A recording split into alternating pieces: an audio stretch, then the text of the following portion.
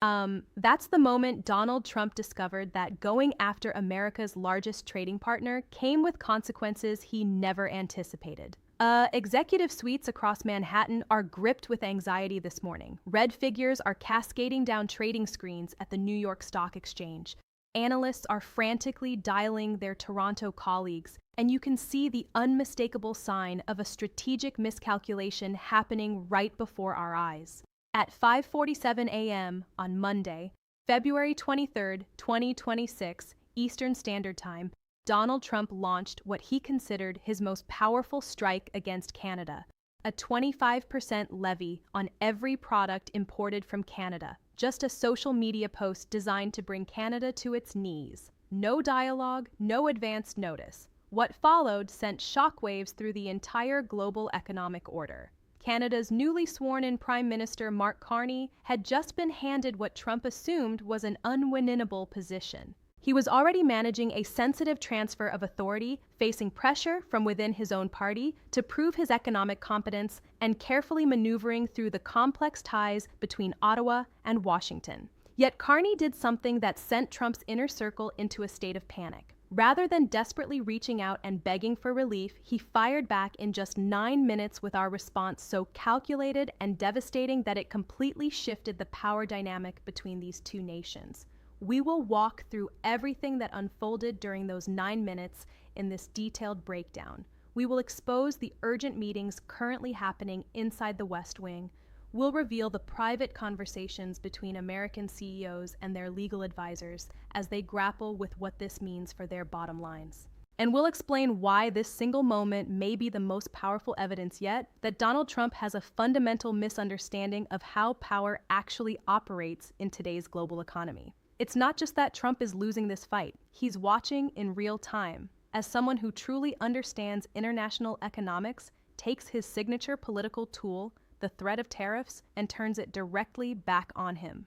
During a rambling speech at Mar-a-Lago 3 weeks ago, Donald Trump announced that he was fed up with Canada taking advantage of the United States. Heavy tariffs on Canadian imports were going to be slapped on immediately. The goal was to force Canada into renegotiating trade deals on terms that would serve American interests. It was supposed to be a show of strength, proving that nobody, not even its closest neighbor, could push America around under Trump. He told his base that factory jobs would come flooding back across the border because of this move. He promised that Canada would have no choice but to accept whatever terms he dictated. He painted a picture of Canadian representatives flying into Washington, humbled and desperate, ready to put their signature on whatever was placed in front of them. But the damage stretched far beyond simply shaking up the economy. 7 decades of economic cooperation across North America had been thrown aside entirely. This meant tearing apart supply systems that American companies had carefully built over decades. Businesses were forced to abandon the stability they needed to make long-term decisions. This was a violation of the core principle that democracies do not wage economic wars against each other. Canadian business leaders pushed back immediately. They argued that American companies would hurt just as badly as Canadian ones because of deeply integrated supply chains. They pointed out that before a vehicle rolls off the line, auto components cross the border 7 times.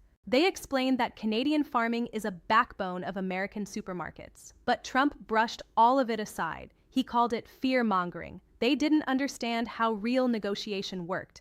He argued because Canada depends on American markets far more than America depends on Canadian goods. Trump gambled that they would never hit back. He was convinced that a smaller economy would inevitably cave when facing a larger one. He believed that Mark Carney, freshly elected and untested in this kind of standoff, would flinch first. He was wrong. 11:43 a.m. Donald Trump posted on Truth Social on Thursday, February 20th, 2026. The message was short, blunt, and crafted to land like a punch. Every Canadian product entering the U.S. would face a 25% tariff starting immediately. No grace period, no exceptions, just the sudden crash of an economic hammer for 4 minutes. Their was silence. The developments had not yet been fully processed by the financial markets. Trading algorithms were still running the numbers on what this actually meant. It is quite possible that Canadian officials were still verifying the information to confirm it was genuine and not some kind of technical error. Then at 11:52 a.m., Mark Carney stepped in front of cameras in Ottawa exactly 9 minutes after Trump's post. No teleprompters, no notes, just a man who had spent years as governor of the Bank of England and understood precisely how to respond to threats against an economy. He announced that American imports would face immediate matching tariffs. But he didn't leave it there. He declared that Canada would begin exploring new economic partnerships with the European Union and Asia. He announced that immediate financial support would be provided to Canadian industries that were taking the hit. In the most damaging move of all, he stated that Canada would begin restricting energy shipments to certain U.S. states that heavily rely on Canadian natural gas and electricity. Those who were present described Carney as entirely unshaken. The study voice of someone walking through a mathematical problem. No elevated tone, no visible tension. The contrast with Trump's loud and aggressive announcement could not have been sharper. But this was only the beginning. At the very moment Carney was delivering his remarks in Ottawa, the New York Stock Exchange was teetering on the edge. Within just minutes, shares of U.S. automakers dropped 4%. Energy stocks across the Midwest began sliding downward. Traders were scrambling to calculate the real cost of an all-out trade war with Canada. At that exact same moment, provincial leaders across Canada were already on conference calls with their American counterparts. Auto industry CEOs were on the phone with Michigan's governor demanding answers about what this would mean for their plants. Montana's governor was receiving an urgent briefing on the potential of Canadian energy cuts. The natural gas supply came to a halt. Even more strikingly, 3 major American corporate lobbying organizations had already put out statements condemning Trump's tariffs. Within 15 minutes of Carney's response, not cautious, not concerned, just flat out against them, the Chamber of Commerce, the National Association of Manufacturers, and the American Petroleum Institute all publicly broke with a sitting president in real time. By the close of trading, the S&P 500 had dropped 127 points. In under 6 hours, over $400 billion in market value had simply disappeared. Analysts were stress testing every possible outcome on screens at Wall Street trading floors. What if this spirals further? What if Canada actually follows through? What happens when other countries watch this unfold and decide that Trump's threats carry no real weight? The market doesn't respond to tough talk on social media. What it needs is reliable trade policy and steady international relationships. And on February 20th, it got neither. Reports leaking from within the White House revealed that at 12:30 p.m., an emergency session was called together. Among those in the room were Trump's chief of staff, his remaining economic advisors, and a handful of congressional leaders who were frantically calling in to find out what the hell had just happened. The conversation was not about how to push the tariffs further. It was entirely about how to stop the damage from spreading. Sources familiar with what was discussed have told us that the session was far from calm. One aide reportedly asked Trump point blank whether he had ever considered how Canada might respond. Trump allegedly replied that he never thought Canada would actually have the nerve to stand its ground. A separate advisor pointed out that Mark Carney was no amateur who could be rattled because he had genuinely managed the Bank of England and steered the British economy straight through Brexit. While no official transcript of the meeting has been released, those with knowledge of it say the frustration in the room was unmistakable. These were people who had been raising alarms for weeks that going after Canada was nothing like going after China or Mexico. Canada had leverage, Canada had strong alliances, and most critically, Canada had a brand new leader who had absolutely nothing to lose by standing up to Trump. Carney delivered the composed, carefully calculated political move. They thought through how Trump's announcement would hurt Canadian exporters in the short term. They looked at the political pressure Carney was under to prove his strength in the face of American aggression. They thought about the upcoming Canadian election cycle, where being seen as weak on sovereignty would be catastrophic. They realized that Trump had essentially handed them a perfect opportunity to establish Carney as a credible global statesman. In just 9 minutes, a decision was reached. Strike back immediately. hit hard, and make it absolutely clear that Canada had no intention of playing the role Trump had written for them. According to those in the know, one advisor raised the question of whether Carr's team should hold off and coordinate with allies before releasing his reply. Carney reportedly gave a simple answer. No, we respond right now. By acting on our own, we send a message to the entire world that putting Canada at risk has real consequences. Carney did exactly that, but why? Look closely at the political payoff. The Canadian economic establishment built Mark Carney, former international financial regulator, former central banker, and technocrat who came to power on the promise of sound economic leadership. But steady managers don't get reelected. Strong leaders are the ones who stand up to bullies. His voters wanted reliability and consistency in trade policy, but they also wanted a prime minister who would refuse to be pushed around. Carney and his closest advisors reportedly spent considerable time in scenario planning sessions discussing exactly what they would do in the event that Trump tried precisely this move. According to sources, they had already done the homework. The 9-minute response was not off the cuff. It had been carefully constructed and was simply waiting for the moment to be triggered in a way that would have been unthinkable just 6 months ago. This shifts the balance of influence from Washington to Ottawa. Threatening your neighbors will no longer guarantee their compliance. According to Trump, economic size alone is no longer enough to win disputes because this response shattered every assumption his team had built their strategy around. He is no longer able to predict how opponents will respond. He is simply a man with a social media account and a track record of issuing threats that regularly produce the exact opposite of his intended outcome. Trump thought he was cornering a weaker economy by targeting Canada. He ended up cornering himself instead when financial markets punish your announcement, when American business organizations quickly come out against your plan, and when your own governors are desperately ringing the White House. That is the definition of a serious miscalculation. The 9-minute reversal, as it will likely be remembered in history. This is a coordinated global push back against a unilateral American move. This is not simply a dispute over trade.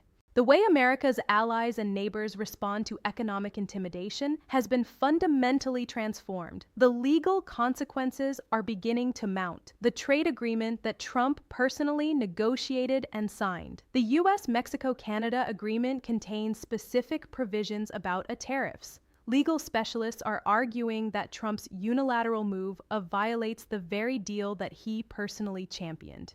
Canada has announced it will pursue formal complaints through the dispute resolution mechanism. The charges include violations of tariff schedules, most favored nation provisions, and the required procedural steps for any tariff adjustments. Canada is not the only one fighting back. Canada is turning Trump's own agreement into a weapon against him. A broader breakdown of confidence in American treaty obligations could follow if this case goes before a dispute panel and the United States comes out on the losing side. It would signal to the entire world that the United States makes commitments it has no real intention of honoring. This is the chain reaction that keeps economists up at night. American companies that depend on Canadian imports will see their costs jump by 25% overnight if these tariffs stay in place. Inflation climbs if those businesses pass those costs along to consumers. Earnings collapse and stock valuations suffer if they choose to absorb them instead. Widespread blackouts could strike parts of the American Midwest if Canada's energy restrictions actually take effect. Factories go dark when power disappears. In swing states, joblessness climbs when manufacturers shut down. Trump's political base begins to crack if unemployment rises in the very battleground states he depends on. We are looking at a situation where Trump's attempt to project strength could trigger a recession in the exact communities that form his core support base. The European Union is watching this very closely. They're seeing a Canadian Prime Minister successfully push back against American economic aggression. They are watching American markets punish Trump's own decision. They're calculating whether now is the right moment to push back against further Trump threats themselves. It becomes much easier to isolate a cornered Trump on other fronts as he watches his signature weapon misfire and finds himself increasingly alone. China is watching closely and taking detailed notes. They can see that a quick, well-coordinated counterattack works. They are noticing that Trump's threats are losing and less credible. As a result, they are shifting their own trading tactics. Elon Musk is where Trump's most well-known business partner. Quieter supply channels are essential to Musk's businesses. Canadian parts are used in his American facilities. Like everyone else, his bottom line is being impacted by this trade war. The parade of CEOs who attended banquets at Mar-a-Lago is nowhere to be seen. Quiet. They are discussing ways to protect themselves from a president who makes significant economic decisions with their boards and attorneys' policies through social media without seeking input from others. Why was there no sound? Due to the simplicity of their computation, supporting Trump on this issue entails endorsing a billions policy. They're pulling away as quickly as they can. Trump's coalition becomes irreparably divided as a result. On the one hand, there is the populist base that reacts to the language of American strength, loves the concept of being tough with Canada, and doesn't give a damn about corporate complaints or market reactions. Conversely, there are economic interests that support Republican elections, require stable trade policy, and are seeing a decline in their stock portfolios as a result of Trump's impetuous actions. Elections cannot be won by a coalition that is split. Long-term power cannot be held by a Republican Party divided between companies that rely on trade and populists that favor trade wars. According to reports from people close to Trump, the president is obsessed with the media attention. He is watching news outlets juxtapose his own I-8 social media messages with Mark Carney's cool-headed, collected answer. He's browsing through company executives' responses. He constantly questioning his employees about why the market is down, why his harsh position isn't being celebrated, and why Canada didn't collapse right away as he had feared. He's seeing what occurs when the story he's telling doesn't align with reality. Constructed, according to reports, staff are attempting to control his access to polling data that indicates independent voters are becoming less supportive of the trade war. They are attempting to protect him from the increasing number of Republicans in Congress who are privately voicing their concerns. The crash of the stock market is more than simply a metaphor. It's a report card. Thousands of experienced investors are represented by it, those who are responsible for appropriately pricing opportunity and risk. Everybody agreeing at once that Trump's Canada policy increases instability and poverty in America. It symbolizes the general consensus that this administration is behaving in opposition to American interests of financial interests. Trump wished to appear powerful. In the end, he displayed impulsivity. His goal was to subjugate Canada. In the end, he brought Canadian politics together around a leader who is today seen as a hero for confronting the bully next door. Where are we now?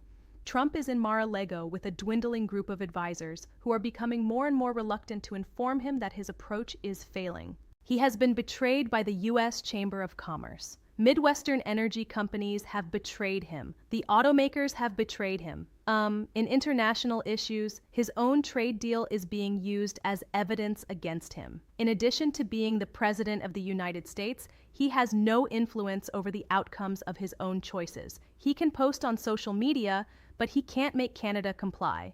He has the authority to impose tariffs, but he cannot stop American companies from bearing the costs. Despite having official authority, he lacks the essential capacity to carry out his declared objectives. Expect escalation as we move into the next stage of this crisis. In an attempt to prove he was correct, Trump will make a concerted effort to announce even more severe sanctions. He may attempt to impose tariffs on further Canadian industries. He might even threaten to completely leave the SMCA, which would start a full-scale trade war throughout North America. This, however, cannot be reversed. The proof that threatening Canada results in swift, well-planned, and destructive reaction. International relations classes will examine the 9 minutes between Trump's post and Carney's answer as the point at which the presumption of American economic domination through threats was disproved. There is no going back to the old strategy. When a president initiates a trade war with America's closest ally and is punished by the markets, the delusion that economic bullying has no repercussions is broken.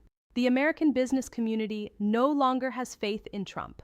When within hours of its unveiling, your own Chamber of Commerce objects to your signature policy, when your decisions cause stocks to plummet, when a foreign leader responds more quickly and intelligently than you can rebut, making you appear weak, you never get your credibility back. Sign up. For the next 90 days, we will keep an eye on the dispute resolution panel procedures. We will discuss the specific implications for future U.S. trade policy if Canada prevails in its legal challenge to these penalties. At this point, the world discovered that Mark Donald Trump is still trying to understand what happened when Carney responds in 9 minutes. Pay close attention. Hey,